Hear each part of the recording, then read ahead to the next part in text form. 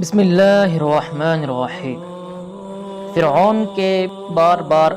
انکار کے اصرار نے موسیٰ علیہ السلام کو یہ سوچنے پر مجبور کر دیا کہ اب وقت آ گیا تھا کہ موسیٰ علیہ السلام خدا کے حکم سے بنی اسرائیل کو لے کر باپ دادا کی سرزمین ارض فلسطین روانہ ہوں۔ چنانچہ رب تعالیٰ نے آپ کو اس بات کی وحی فرمائی، سورۃ طٰہٰ آیت نمبر 77۔ اور بلا شبہ یقیناً ہم نے موسیٰ کی طرف وحی کی کہ میرے بندوں کو راتوں رات لے کر جا، پس ان کے لیے سرزمین میں ایک خشک راستہ بنا، نہ تو پکڑے جانے سے خوف کھائے گا اور نہ ڈرے گا۔ لیکن آیا سرزمین فلسطین یا ارض کنعان کی طرف بنی اسرائیل کا خروج آیات اسعا کے ظہور کے بعد تھا یا پہلے؟ تورات کہتی ہے کہ فرعون نے بنی اسرائیل کو محض اس لیے جناب موسیٰ علیہ السلام کے ساتھ جانے دیا تاکہ آئے دن کے نازل ہونے والے عذابوں سے خلاصی نصیب ہو، نہ کہ اس لیے کہ وہ سیدنا موسیٰ و ہارون علیہ السلام کے رب پر ایمان لانے آیا تھا۔ البتہ قرآن کریم اس نقطہ کے بیان سے خاموش ہے۔ فرعون نے بنی اسرائیل کو عجلت میں کیے فیصلہ کی بنا پر جانے تو دیا، مگر بعد میں اپنے فیصلے پر بے حد نادم ہوا۔ دوسرا، اس نے صاف اجازت نہ دی تھی، بلکہ محض جاتے وقت ان کے مصر سے نکلنے کی راہ میں حائل نہ ہوا تھا۔ اب اسے رہ کے یہ خیال بھی ستایا جاتا تھا کہ رب تو میں تھا، لوگ مجھ سے صاف اجازت مانگے اور اجازت ملے بغیر نکل گئے اور میں دیکھتا رہ گیا۔ پھر بعد میں ایک اور تکلیف دہ خبر نے اس کے اضطراب اور قلق میں مزید اضافہ کر دیا، وہ یہ کہ جاتے وقت بنی اسرائیل کی عورتیں مصری عورتوں کے وہ گہنے بھی بنا واپس کیے ساتھ لے گئی تھی جو انہوں نے روزمرہ استعمال کے لیے ادھار مانگے تھے۔ چنانچہ اس نے سب شہروں کی فوجیں اکٹھی کی اور ایک عظیم لشکر لے کر بنی اسرائیل کے تعاقب میں روانہ ہو گیا تاکہ انہیں دوبارہ غلام بنا کر مصر لے آئے۔ ادھر بنی اسرائیل بحر قلزم کے خلیج سویس کے ساحل پر پہنچ چکے تھے۔ سورج طلوع ہوتے ہی فرعونی ان کے سروں پر تھے۔ بنی اسرائیل کو اپنی موت کا یقین ہو گیا کہ آگے سمندر اور پیچھے فرعونیوں کا لشکر جرار، نہ جائے آمدن نہ پائے رفتن، جائے تو جائے کہاں، اور ابھی فرعون نے ہمیں پکڑا کہ پکڑا۔ سیدنا موسیٰ علیہ السلام نے انہیں تسلی دی کہ غم نہ کرو، خوف نہ کھاؤ، اللہ میرے ساتھ ہے۔ پھر وہی الہی سے سمندر میں اپنی لاٹھی ماری جس سے قدرت خداوندی کا ظہور ہوا اور پانی دونوں جانبوں میں ہٹ کر پہاڑوں کی طرح کھڑا ہو گیا اور بیچ میں زمین جیسا خشکی کا راستہ نکل آیا۔ آپ کے حکم سے بنی اسرائیل نے اس راستہ سے سمندر کو عبور کیا اور اس کے مغربی ساحل مشرقی ساحل کی طرف دوسری جانب جا نکلے۔ فرعون نے اس راستے کو نگاہ بھر کے دیکھا کہ راستہ بالکل ہموار ہے، ذرا بھی دشوار گزار نہیں، اور بنی اسرائیل دائیں بائیں پہاڑ نما پانی کی لہروں کے درمیان سلامت باکرامت گزر رہے ہیں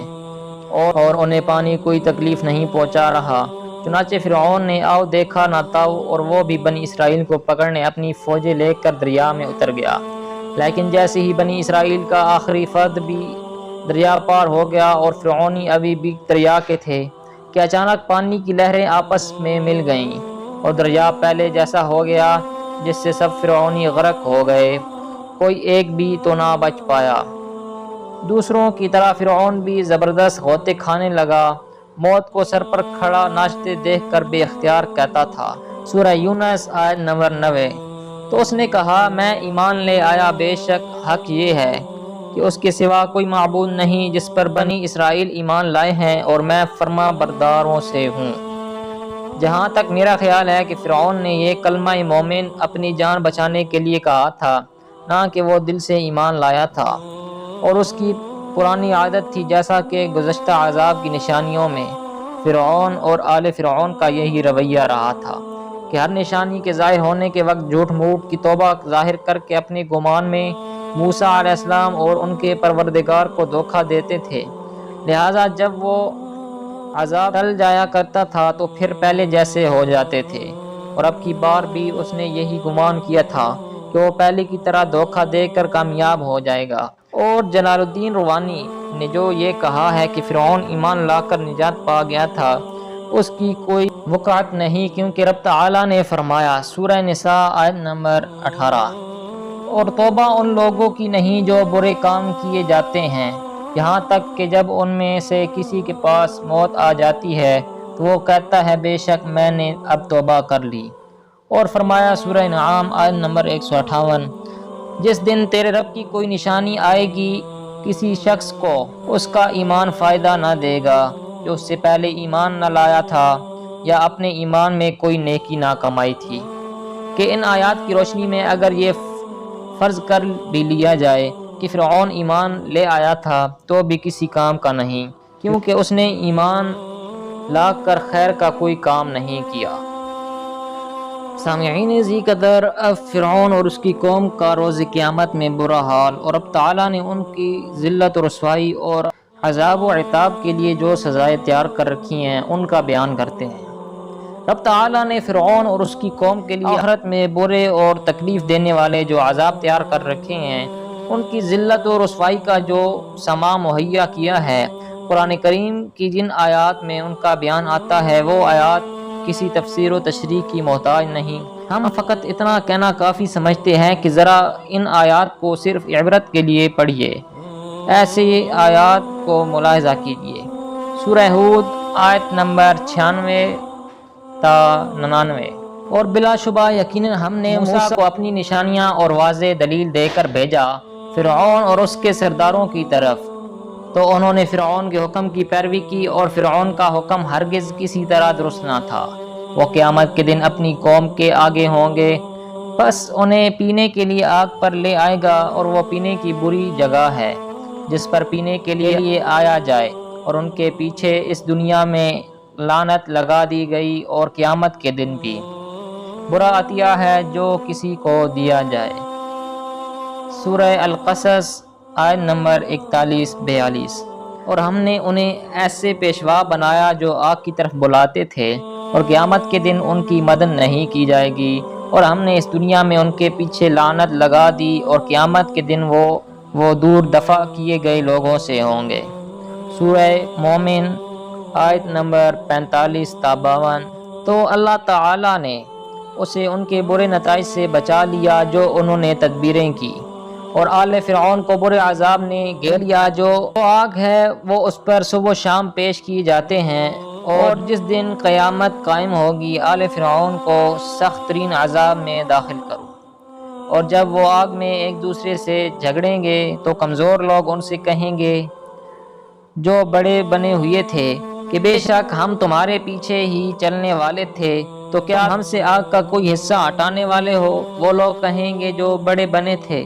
بے شک ہم سب اس میں ہیں، بے شک اللہ نے بندوں کے درمیان فیصلہ کر دیا ہے۔ اور وہ لوگ جو آگ میں ہوں گے جہنم کے نگرانوں سے کہیں گے اپنے رب سے دعا کرو وہ ہم سے ایک دن کچھ عذاب ہلکا کر دے۔ وہ کہیں گے اور کیا تمہارے پاس تمہارے رسول واضح دلیلیں لے کر نہیں آیا کرتے تھے؟ کہیں گے کیوں نہیں؟ وہ کہیں گے پھر دعا کرو، اور کافروں کی دعا تو بالکل ہی بیکار ہے۔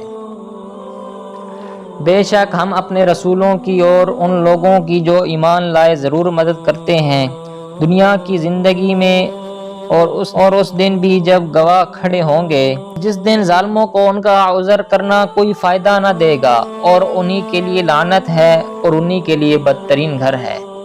سورہ دخان آیت نمبر 43 تا 50، بے شک زقوم کا درخت گناہگار کا کھانا ہے، پگھلی ہوئی تانبے کی طرح پیٹوں میں کھولتا ہے، گرم پانی کے کھولنے کی طرح۔ اسے پکڑو، پھر اسے بھڑکتی آگ کے درمیان تک دھکیل کر لے جاؤ،